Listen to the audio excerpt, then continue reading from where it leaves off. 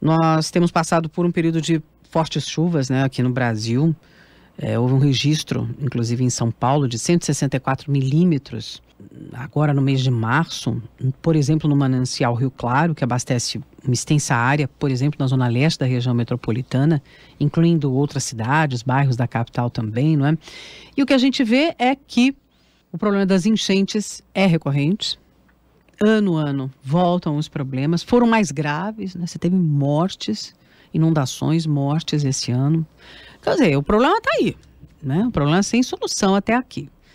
Então a gente vai tentar pensar um pouco, explicar por que a gente chegou a essa situação e também dizer que a gente pode mudar o paradigma ou usar a tecnologia para tentar resolver esse problema nas grandes cidades. E a gente está falando aqui especificamente de São Paulo, né? Tecnologia de drenagem de solo urbano pode ser uma solução sustentável, por exemplo, para as enchentes. Como é que a gente resolve essa situação no meio de um complexo de vias, de um trânsito intenso, como na cidade de São Paulo? Eu vou conversar sobre esse assunto com o técnico, pesquisador Felipe Antônio Marques Falseta. Ele é pesquisador da Seção de Investigações, Riscos e Desastres Naturais do IPT, o Instituto de Pesquisas Tecnológicas do Estado de São Paulo. Tudo bem, Felipe? Bom dia. Bom dia. Primeiramente, obrigado pelo convite de participar aqui na Rádio USP, nesse programa, e contar um pouco de uma paixão minha, que são os rios. Na verdade, eu lido com rios. Acho que comecei a gostar dos rios na 4ª série ainda, quando eu tinha 10 anos. Quando eu fui visitar a nascente do Rio Tietê, e desde então, meu pai me levando para as nascentes dos rios aqui em São Paulo, que eu fazia ele todo domingo, acordava ele cedo para conhecer os rios. E aí evoluí para uma situação em que eu acabei virando hidrólogo, então eu lido com os rios especificamente, né? E trabalhando numa seção onde você fala em riscos e desastres naturais, seria impossível não lembrar das inundações aí que todo mês, todo verão, na verdade, a nossa cidade acaba sofrendo com elas, né? E aí quando chove um pouco mais, a culpa é da chuva? Choveu demais? A culpa é da natureza? Não, né? Definitivamente. Na verdade, não. De natural, a única coisa que existe é o evento da cheia, né? Justo. A cheia existe para poder, inclusive, prover alimento, fertilizar o solo. O que acontece é que nós temos as cidades, elas se apropriaram do espaço natural do rio de uma forma equivocada, né? Então, quando a gente fala de um manancial natural, um rio natural, a gente tem um rio, especialmente aqui no Brasil, onde a gente tem relevo de planalto na maior parte do seu território, a exceção aí da planície amazônica e dos pampas gaúchos. A gente tem rios que a gente fala que são rios meandrados, ou seja, são rios com curvas. E essas curvas, elas funcionam como amortizadores naturais das cheias, né? Você tem um percurso longo que o rio percorre ao longo dessas curvas, você tem solo permeável ao longo dessas margens, que num evento de cheia, ela consegue se dissipando ao longo desse caminho, vai infiltrando no solo e reduzindo o evento da enchente. Só que quando a gente fala nas cidades brasileiras, as cidades que aí foram constituídas principalmente no início do século XX, elas foram constituídas no conceito higienista de afastar os rios das pessoas, né? Que se tinha uma ideia de que o rio era o causador de doenças, uma concepção completamente equivocada. À medida que se você tem uma água de qualidade e um saneamento de qualidade, você não tem doença por conta de um rio simplesmente presente na sua proximidade. Então, a cidade foi construída retificando esses rios, muitas vezes liberando ali a área de várzea e colocando nessa área de várzea grandes avenidas, né? Isso quando não tamponando o rio, né? Então a gente tem avenidas onde o rio nem sequer aparece, né? A Avenida 23 de Maio já foi um rio, a Avenida Sarim Fala Maluf, na Zona Leste, já foi um rio. Então, a gente esquece. A gente esquece de tudo isso, só que na hora da chuva, a chuva lembra a gente. Na hora da chuva, a avenida volta a ser um rio, e é o natural, né? Um ponto baixo é um ponto de acúmulo de água. Você mudou completamente o curso natural das coisas. Você acelerou a velocidade da água. E o volume? Você impermeabilizou o solo, aumentando o volume. A partir do momento que você tem um tempo menor para mais água chegar, você só tem como saída essa água transbordar atingindo as vias e causando esses transtornos aí que... Esse estrago enorme, né? Todo ano. É um estrago, é um prejuízo pro poder público e principalmente para a população que convive aí. Agora, Felipe, e essas soluções que imagino que são paliativas, eu quero ouvir tua opinião, piscinões, por exemplo, né? Porque o poder público achou algumas soluções para a questão, X piscinões foram construídos, tal. E a gente viu que tem piscinão que também não está dando conta mais, né? Porque você cria um outro problema. Queria que você explicasse um pouco como é que os piscinões resolveram o problema? Parece que não.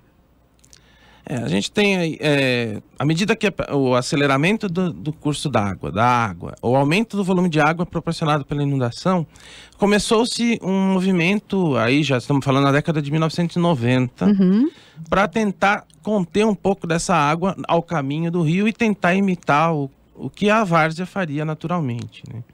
E o que o piscinão ele faz hoje, e acaba sendo até, entre aspas, paliativo, e é uma solução polêmica, do ponto de vista que você, além da água, não chega só água, você tem sedimentos, você tem lixo, você tem, até a própria população acaba jogando lixo indevidamente, e tudo isso culmina em reservatórios que ficam atolados de sedimento, atolados de lixo. Eles precisam de soluções caras para funcionar, eles precisam de bombeamento, bombeamento esse que depende de energia elétrica, que numa situação de crítica de evento de chuva, uma simples descarga elétrica ou até mesmo uma árvore pode romper uma fiação e deixar de funcionar o bombeamento. Deixa de prestar E aí o serviço, além de não ser prestado, ele acumula água. E aquela água acumulada, ela vai potencializar o efeito, né? A gente tem bons exemplos de piscinão na cidade de São Paulo.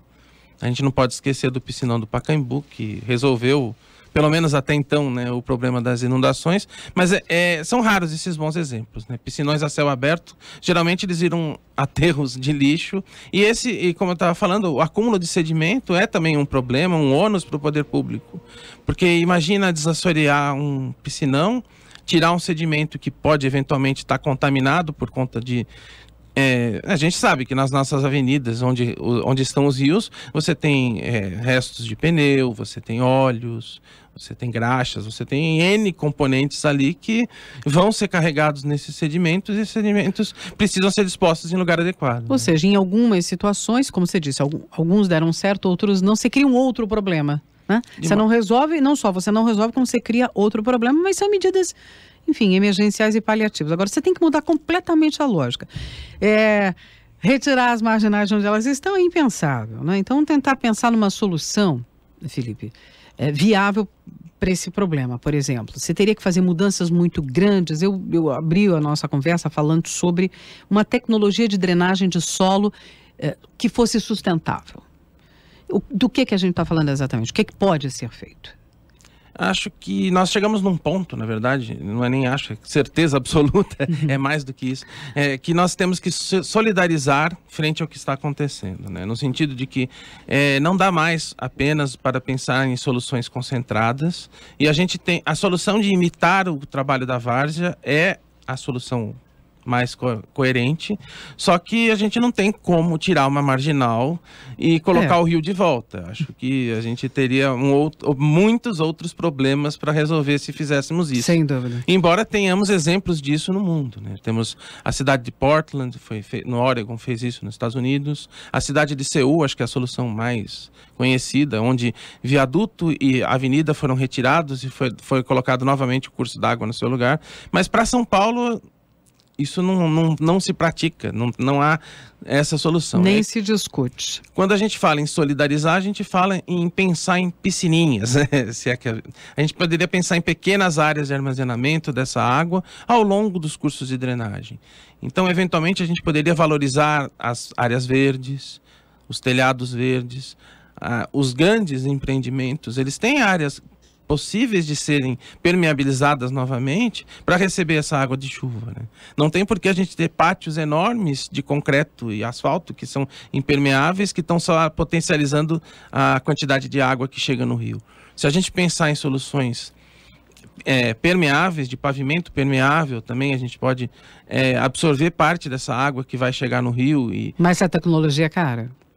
Essa tecnologia, ela não é cara no sentido de que envolvem outros agentes que não apenas uma obra civil que vai parar a cidade. Na verdade, é uma tecnologia que tem que ser pensada na concepção dos projetos, nos edifícios que são construídos. Eventualmente, o poder público pode designar algumas áreas em seu plano diretor para atividade pública, acrescentar praças, acrescentar algumas áreas abertas mesmo para receber essa água, que em período seco, ao contrário de um piscinão que fica um descampado e até perigoso, sem utilização, ele pode ter utilização nos lazeiros da população, né? Uma praça, por exemplo, num período, de preferência uma praça que seja permeável, né? Porque a gente vê aqui em São Paulo, inclusive, praças de concreto, né? Era isso que eu te falasse. A gente pensa nas praças que existem hoje, mas ali tem concreto. Quer dizer, você tem que pensar numa recuperação, quer dizer, são soluções naturais, terra mesmo, planta, vida, né?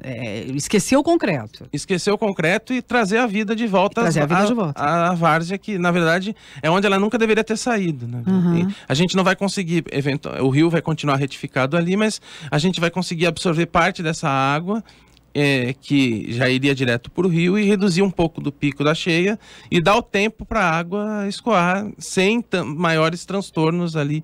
Pelo menos no momento da enchente a gente pode ter um transtorno, mas não ficam horas, às vezes, parado, interditado. Lâminas d'água muito altas que acarretam a risco para pedestre, para carros. Então, acho que a solução tem que ser pensada no ponto de vista... e outra solução que a gente pode pensar também são os tanques de aproveitamento de água de chuva. Então, se você tem, por exemplo, um empreendimento muito impermeável, uma solução viável é coletar essa água que sai das calhas, e ao invés de dirigir essa água para uma galeria de água pluvial, essa água poderia ser dirigida para um tanque, por exemplo, e essa água, com um simples tratamento com grades, ou eventualmente poderia ser utilizada para fins menos nobres, lavar áreas comuns, eventualmente colocar em vasos sanitários.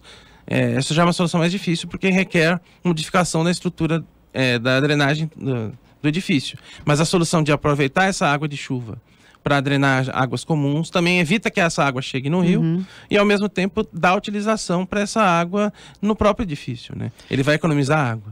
Quer dizer, dá para modificar o que está aí e dá para pensar nas coisas novas que vêm aí. Novas cidades, novos centros urbanos, novas edificações que levem esse conceito que você está dizendo, é isso? Perfeito. Acho que o trabalho do pesquisador tem que ser nessa linha. Primeiro que não dá mais para pensar em construir novas cidades ou expandir cidades com essa lógica só concreto, retificar rios, só concreto.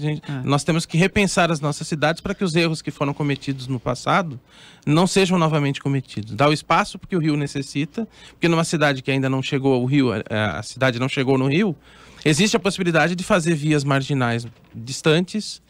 E a questão que você pode pensar, além do plano diretor dessas cidades, já se receber a informação, na verdade o poder público já passar a informação no plano diretor, de que as áreas ali de várzea não devem ser indevidamente ocupadas, tem que ter o espaço para o rio, e a gente já tem que também pensar que podem ser socializadas dentro das próprias edificações e até fomentadas políticas, dados os incentivos para que as pessoas, os empresários, os empreendedores imobiliários pensem em políticas que facilitem essa permeabilidade do solo. Agora, Felipe, isso tem que estar em lei? Essa que é a questão. Você falou do plano diretor, quer dizer, o poder público já estabelece isso para, né, a área de construção civil, a área de empreendimentos imobiliários, quer dizer, isso já tem que estar determinado. Hoje já está isso? Isso já tem lei? Alguma obrigação nesse sentido?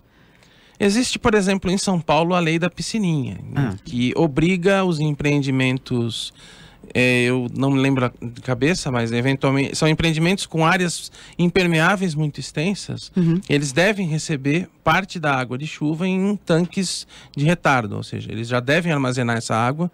Então, porque eu acho que o instrumento legal, ele tem esse papel de... Não é a palavra certa, mas seria educar um pouco a população no ponto de vista de direcionar políticas para isso, né? Então, o papel da legislação ele é muito mais, no caso, seria muito mais educativo do que punitivo. E talvez, eventualmente, pensar em incentivos, né? Porque qual incentivo uma pessoa teria para deixar uma área enorme, permeável, onde ela poderia ocupar com, eventualmente, uma área que ela poderia alocar, e ganhar dinheiro com isso. Na verdade, o incentivo poderia vir até mesmo com descontos no IPTU, por exemplo. Então, a proposta não é punir o empreendedor que deixa de fazer É estimular que ele faça. É estimular que ele faça, como você disse, exatamente. educá-lo, né? Pensar, ou seja, tem que mudar essa lógica toda, né? Essa lógica que tem que ser do poder público, incentivando o setor privado e as pessoas também ajudando, né, gente? Porque essa coisa do lixo também, do que se encontra depois de uma enchente, a hora que a água baixa, o que vem ali de lixo, com a população também, falta completa conscientização sobre as consequências para o coletivo, para todo mundo, que são soluções que precisam trazer resposta para, não é resolver o teu problema, né? Tem que ser uma solução coletiva, né? Isso está faltando. A noção do coletivo. Agora, uma curiosidade, só antes de encerrar, o IPT já foi chamado para fazer um projeto nesse sentido, pensar soluções dessa ordem, quer dizer, eu fico pensando, porque ele é muito consultado, né, para trazer soluções em diversas áreas. Vocês têm vários laboratórios de tecnologias, já foram chamados para algum município, por alguém do poder público nesse sentido? A tendência é que nós sejamos cada vez mais chamados, né? Lá, inclusive, quando a gente fala nessa situação, tem a questão dos desastres naturais, que é onde eu trabalho, e tem o pessoal do CT Floresta, que é o Centro de Tecnologias Florestais. Eles também desenvolvem tecnologias verdes para em drenagem urbana e entre outras questões, né? O poder público, eu acho que ainda caminha no sentido inverso, né? Infelizmente, nós precisamos também educar os nossos governantes para conhecer essas soluções, apresentar essa cartilha de ideias. E se antecipar as tragédias. Perfeitamente. Porque os problemas virão no próximo verão. A natureza vem, a natureza está aí, né? Não vai deixar de chover, né, no verão, né, Felipe? Com certeza, não vai deixar de chover. Exatamente. Felipe Antônio Marques Falseta, pesquisador da seção de investigações, riscos e desastres naturais do IPT, falando um pouco para a gente de soluções, sim, viáveis, né, de técnicas para drenagem de solo urbano, para enfrentar as enchentes de modo sustentável, nova lógica para a gente tratar esse estrago que a gente fez na construção, né, no desenvolvimento da cidade, em que a gente sufocou os rios. Eles estão aí, né? Amortecidos, coitados, né? Dos rios, trazendo todos esses problemas. Um problema definitivamente não é da natureza. Obrigada, Felipe, pelos esclarecimentos sobre esse tema aqui para o nosso ouvinte. Eu é que agradeço e espero poder contribuir mais com a vida dos nossos rios. Na verdade, os nossos rios estão adormecidos, né? É isso mesmo. Só que na hora da chuva eles acordam e nos acordam. Até de uma próxima oportunidade. A gente certamente voltará ao tema aqui no Jornal. Obrigado, então, Obrigada. pelo convite.